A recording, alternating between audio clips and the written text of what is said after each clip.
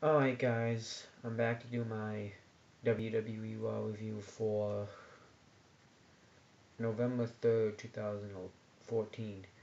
Um, Today is probably going to be Tuesday by the time I upload the video because I actually ended up watching the RAW Backstage Pass, and that's probably why it's going to be late. Um, and I really enjoyed this show. I didn't really think I was, um, because normally when the WWE games come out, my interest in the actual product on the television goes like down. Pretty much my interest in life goes down. I pretty much focus. I really just want to play the game, play the game, play the game. So it's kind of how it is. Um, I thought that was going to be the case tonight. I was going to be like, oh, I really just want to play WWE 2K15. But that's not the case tonight. I actually enjoyed the show, and I wanted to keep watching the show because this was a great show. Um, and I think you knew this was going to be a great show right from the start. I should mention before I even get to the start that we had JBL, Michael Cole, and Jerry the King Lawler on commentary. But right at the start, Vince McMahon made his return to WWE television. This is the first time we had seen him on TV. Well, technically, I guess we saw him on SmackDown because he said he was on SmackDown. Um, and he was on the Ultimate Warrior tribute show, but technically this is the first time he's been on Raw with a microphone, live in person. Um, and he talks about how the WWE Network is free now in November. You get all of November free, which I think is an absolutely dumb idea. Because now you get Survivor Series free, so they're gonna give away Survivor Series. That's dumb as hell. Um, I don't know why they're giving away Survivor Series for free. It's one of the big, it's one of the four big pay-per-views, and they're gonna give that shit away for free. That's just no. That's just fucking terrible. I mean, that shows that they really don't care about Survivor Series anymore. If they're willing to give that away for free, if I was gonna give away any pay-per-view for free, I would have given away either Elimination Chamber or Hell in a Cell. I would have given October free.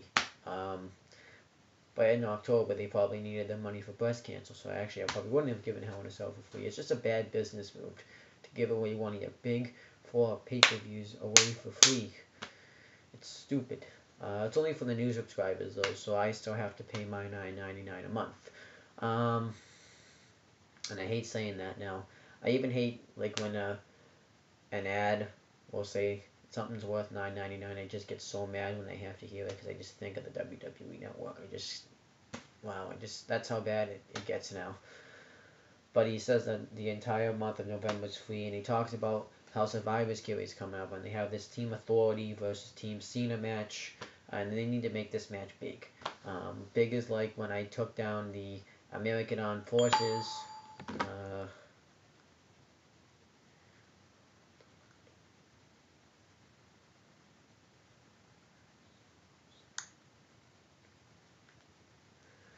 yeah, but big like when he took down Ted Turner, WCW, and he said a bunch of other weird stuff.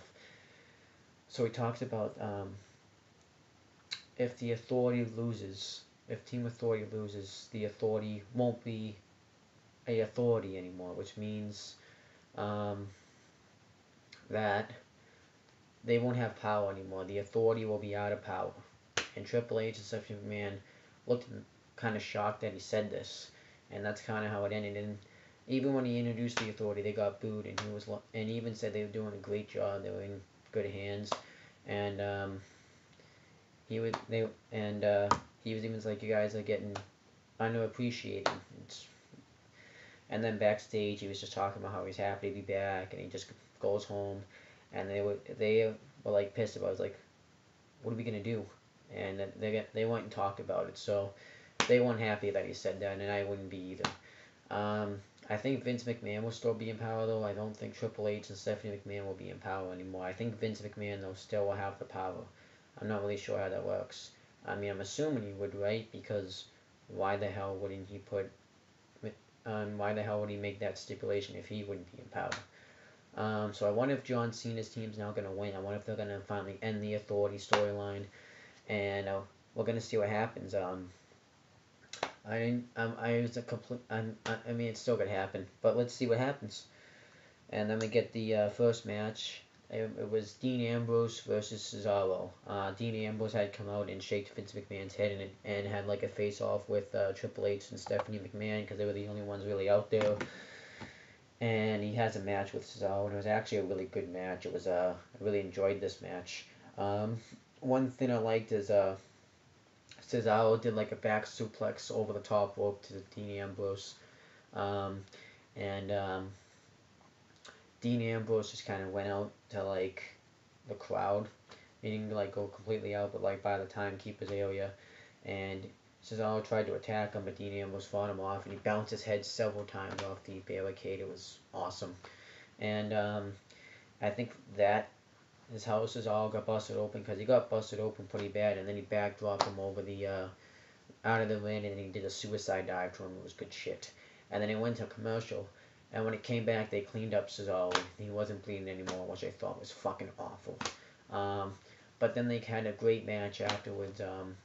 Dean Ambrose wins with Dirty Deeds. That he does the double arm DDT, and they call it Dirty Deeds now. I don't know why.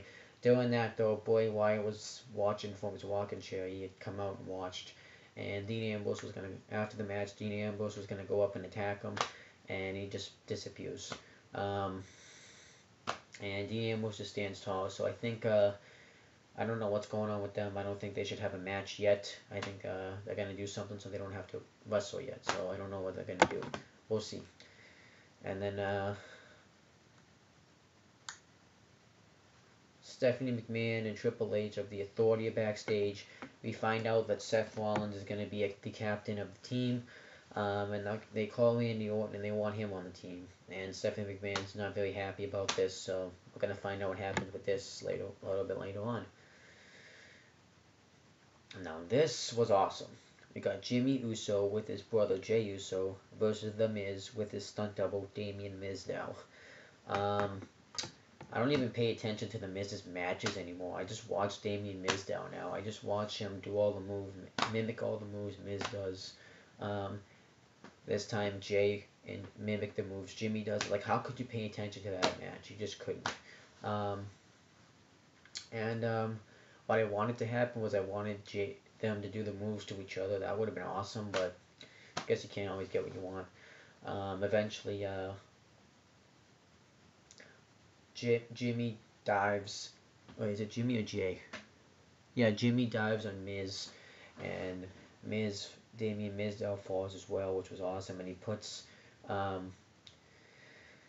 Miz in the win, and Damien Mizdow goes in the win as well. That was awesome shit. And he had Damien Mizdow.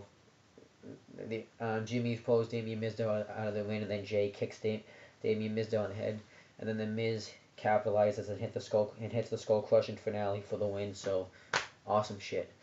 Damien Mizdow is just getting more and more entertaining every time, and I think that's awesome. And then Dolph Ziggler, no. Then we got Sheamus versus Tyson Kidd with Natalya ringside. I thought this was good. We found out that on the backstage pass, Sheamus was gonna defend his United States Championship against Rusev, which I thought was odd that they were giving it away on Raw. They wouldn't wait till Survivor Series, but I think since the network is free in October, that they're gonna try to make the network look as good as possible. They're gonna make all those shows look as good as possible for the people that have it for free, so they'll keep their subscription, which I think is a good idea. They're desperate anyways, so yeah. But this was a good match. Tyson Kidd got a shot here. He usually gets squashed, but he actually wrestled Sheamus. He actually had a match with Sheamus. I thought he was going to be over when Tyson Kidd got in when Sheamus put Tyson Kidd in the Texas Cloverleaf, but Tyson Kidd got to the ropes, and I thought that was good shit. It was just really good shit. Tyson Kidd tries to kick Sheamus from the apron, and Sheamus catches him and does the rolling senton, and the referee keeps counting, and Sheamus keeps fighting with Tyson Kidd, and Tyson Kidd throws Natalia in front of Sheamus because they've been having issues, and he gets in the win, and Tyson Kidd wins by countout, which was a good thing for Tyson Kidd. Bad what happens at the end, Natalia distracts him, and he hits a blow kick on him. But I thought that was good stuff. They really should utilize Tyson Kidd a lot. Have him be like that dick husband that will use his wife to win matches. I mean, that would be awesome. I hope they push Tyson Kidd, but they're not going to. They've had opportunity after opportunity to do that, and they haven't. They don't even. He really doesn't even win that often, anyways. He doesn't win on NXT, he still lost pretty much in the end because he got blow kicked afterwards. So I have a feeling next week we're not even going to see Tyson Kidd. If anything, on SmackDown, Sheamus will probably get his win back and beat Tyson Kidd, maybe even squash him. So it's just not going to be good. And Dolph Ziggler was supposed to have a match. He was going to wrestle a match, but before the match could happen, the Authority came out. It was only Triple H. It was everyone but Randy Orton. Triple H, Seth Rollins, Stephanie McMahon, and Seth Rollins' security guards, Jamie Noble and Joey Mercury.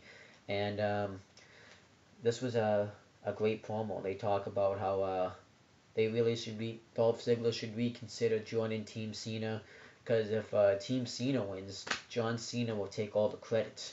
But if you won't get any credit for what you do.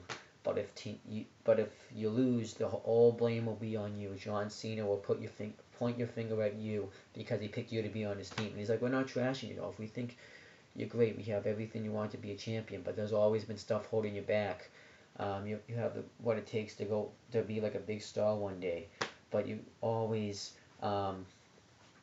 get held back. I wonder if he was referencing to when he won the world title when he got those concussions.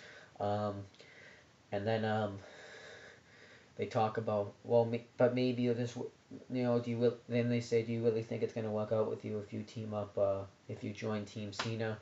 And Ziggler says, and then Triple H is like, maybe it will work out. Maybe you'll win. Maybe you'll become WWE World Heavyweight Champion. Maybe you'll get all the girls. He pretty much says maybe you'll be like the best shit ever. But that's, and Stephanie McMahon but that's a lot of maybes. And he talks about how everyone wants to see Dolph Ziggler push through that glass wall, and the way to start it is to tell John Cena no. And he even says there will be no repercussions if you join Cena's team. And he's even like, whatever you want, just ask for it and you got it. And Dolph Ziggler says he wants the Authority out of power.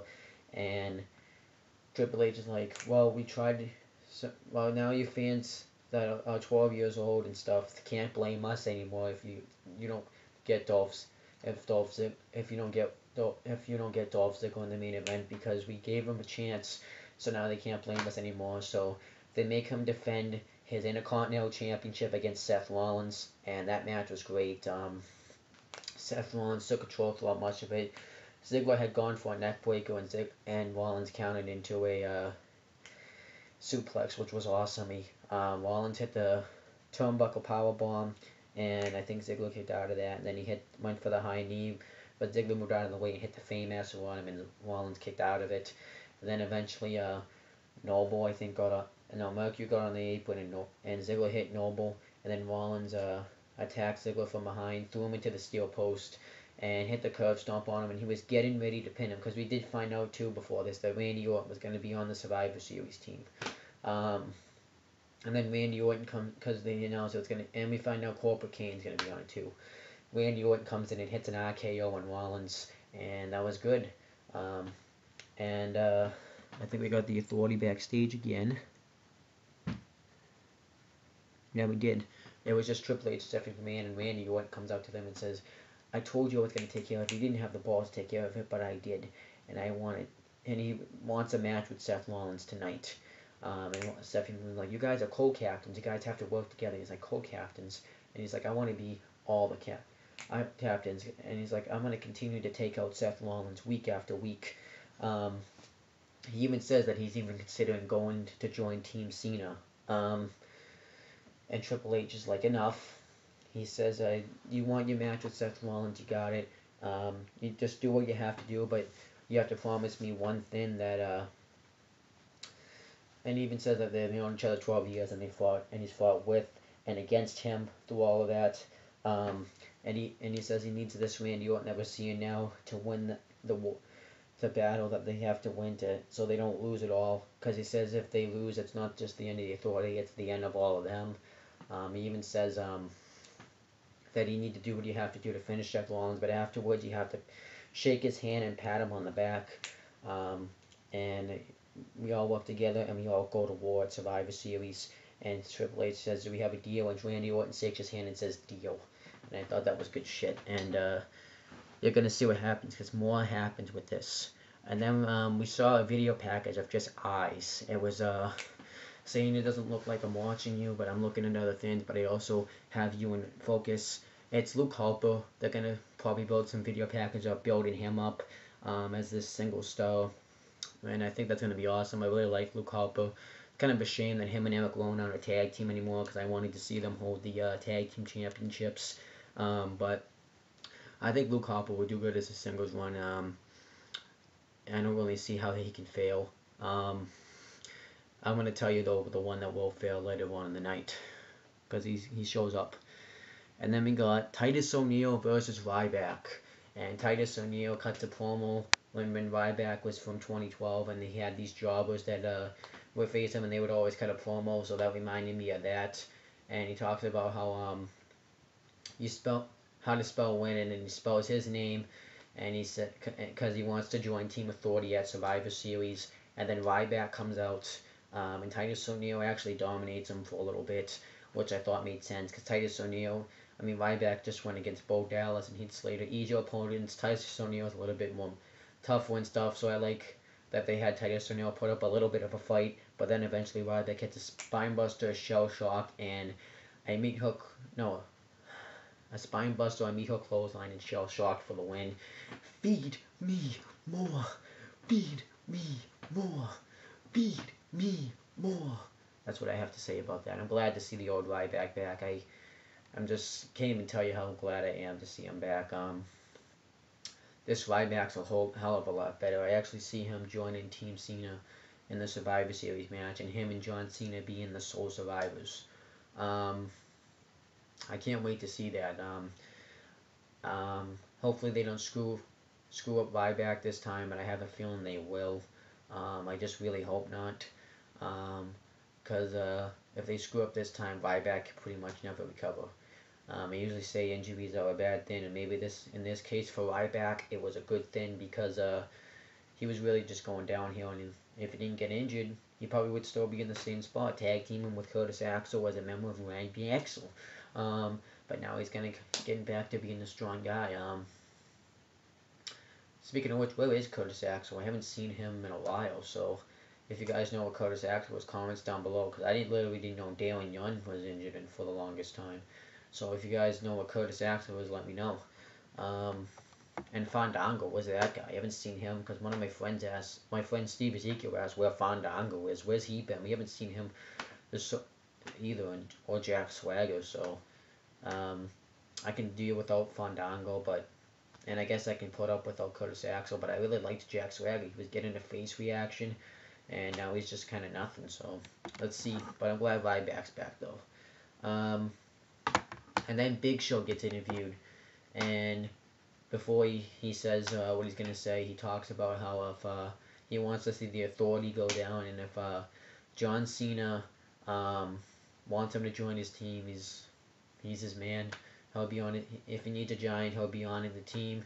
He'll be a reliable partner. And he talks about how Mark Henry's not a reliable partner. How Mark Henry, he gave him 3 strongest slams, and he apparently on SmackDown he also threw Big Show through the barricade, and he said he did it without breaking a sweat. He talked about how Mark Henry was one of his best friends. He always went to his house. They always hung out together. He went on his bus and all this stuff, and he says part of him wants Mark Henry to come back and be his friend, but another part of him wants to knock Mark Henry out of his life, which I thought was awesome because I always say to people sometimes when I'm joking around, get out of my life. So I thought that was awesome that Big Show said that. So then we got that match between Big Show and Mark Henry. It was a match. Big Show kind of takes control, does elbows. That submission move that he gave to Rusev at Hell in a Cell, the spear on the outside. Mark Henry takes the control a little bit, throws him into the steel post a couple times, hits a Big Show misses an elbow, and then Mark Henry hits the World's Strongest Slam which Big Show kicks out of. Then Mark Henry just hits him with the steel steps because that's what he does. He gets DQ'd. And then Mark Henry World's Strongest Slams Big Show onto the steel steps, and I thought that was good. I really like Mark Henry as a heel again.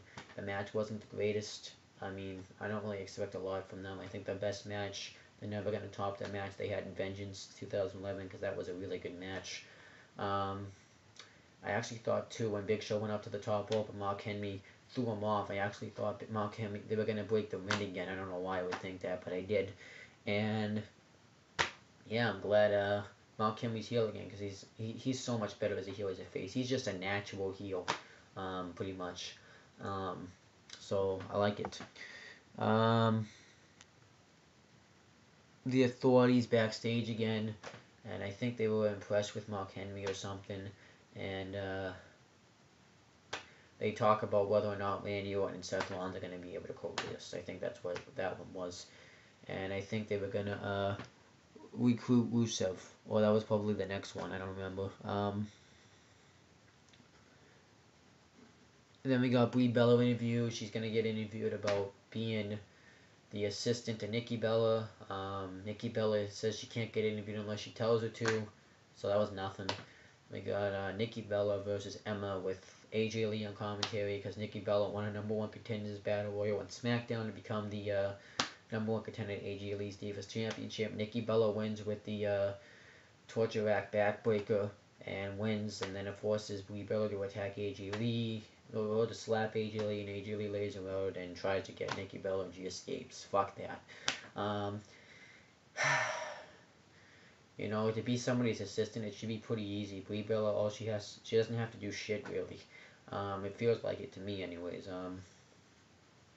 It feels like all she has to do is raise her hand. I mean, she can't even compete matches, which is a good thing, because you can't get injured. And why did she feel reluctant about attacking AJ Lee when AJ Lee cut a pipe bomb on you? So I think that was weird. And then we got an Xavier Woods video package, and it shows him sitting with a choir. I don't even know what that's supposed to be.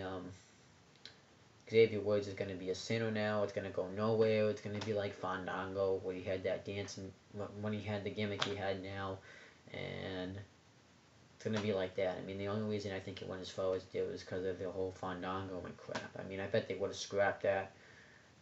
I bet after Chris Jericho beat him at Extreme Rules, that would have been done. I mean, who even knows if he would have gone that far? I bet Chris Jericho would have just beat him at Mania. So I don't really care about that. Rusev squashes Zack Ryder, and yeah. I was even talking about, because Zack Ryder tweeted how he wants to be on Team Cena because they were bros, and I remember when John Cena and Zack Ryder were like best friends, and John Cena always got pissed off anytime Zack Ryder got beat down, because Zack Ryder was like the internet sensation, and it's actually the reason I got a Twitter, because he had a petition so he can get a United States Championship match. I ended up signing up for Twitter so I can get it, and now I just kept the Twitter. So I think it's kind of strange that I don't even give a shit about Zack Ryder anymore. I didn't even give a shit about this match. How many times have we seen this match? And then Lana says that their declaration is they have to win the United States Championship to Vladimir Putin. And Sheamus comes out and says that he holds his title, the US title, with pride because he wants to, because it gives him the opportunities in the United States, and he says he will not let it he will not let them take it back to Russia. And he gets in the ring and has a stare down with Rusev because they left the ring afterwards, and I thought this was fine. And Rusev and Lana are backstage, and Stephanie McMahon offers Rusev to be on Team Authority. and mentions how they gave him the U.S. title shot. So they say, you scratch my back, you scratch mine, something that old saying. And Lana says they'll take it up with Vladimir Putin, and she says how the Americans say I'll get back to you. I have a feeling they'll join. We'll see what happens. And this was awesome stuff. Not the match, but what happened. We got Fernando with Diego and El Torito versus Stardust with Goldust. With the Miz and Damien Mizdow on commentary. You know, seeing Damien Mizdow twice in one night is good enough for me. He mimicked what the Miz was saying while he was on commentary. They probably had to shut his thing off, which I thought was awesome. And Fernando, no, Stardust, forget what happens. I think Stardust did like the hiss in Miz's face, and then I think some Goldust got in their face or something. I think he got drop kicked. I think the Bull drop kicked Goldust into them, and then they went off on Goldust, and Fernando hit the backstabber for the win. And I thought that was fine. Damien Mizdow was just awesome. So I see at Survivor Series, Fatal 4-Way Tag Team title match between the Usos, Los Matadors, which is Diego and Fernando, Golden Stardust, and the Miz and Damien Mizdow, and the Miz and Damien Mizdow will win the WWE Tag Team Championships. I think that would be awesome. I don't know if that's going to happen because on SmackDown this Friday, it's going to be Golden Stardust. They're going to defend the WWE Tag Team Championships against the Usos, which I might check out that SmackDown because it's going to be in a steel cage match, and I really want to see that match. It depends. We'll see what happens. But yeah, it was good stuff. And then we got Randy Orton versus Seth Rollins. Randy Orton kind of beats the crap out of Rollins, throws him into the barricade, and as you mentioned, that pretty much every member of the Authority that I had mentioned earlier was out there watching this match. And Seth Rollins did some domination too. He did enziguris, suicide dives. But Randy Orton just kind of goes off on Seth Rollins. He clotheslines him. He gets the back suplex on the announcer's table, and he just starts destroying it. Hits the DDT, the rope DDT on him, and eventually he tries to go for the RKO. Rollins rolls him up for the win, and Rollins wins. And I think that made sense because Randy Orton had to shake his hand afterwards, and I think if Orton won, it wouldn't have really made sense. Triple H forces him to do it, and Randy Orton's like, "What would you do, huh?" Because he's pissed he lost. He's like, "Oh," and he goes around though, shakes everyone's hand, and then when he shakes Seth Rollins' hand, he RKO's him, and he attacks Noble, Mercury, and Kane, Corporate Kane, and Triple H has a face-off with him. Says you shouldn't be doing this. We need you on this team because Triple H really wants him on this team, and they shake hands at first, and then Randy Orton kind of bumps Triple H and attacks him. And then Noble, Corporate Kane, and Mercury try to put the boots to him, but Orton starts fighting him off. And he RKO's and he goes after Rollins again, and he RKO's Joey Mercury outside the ring.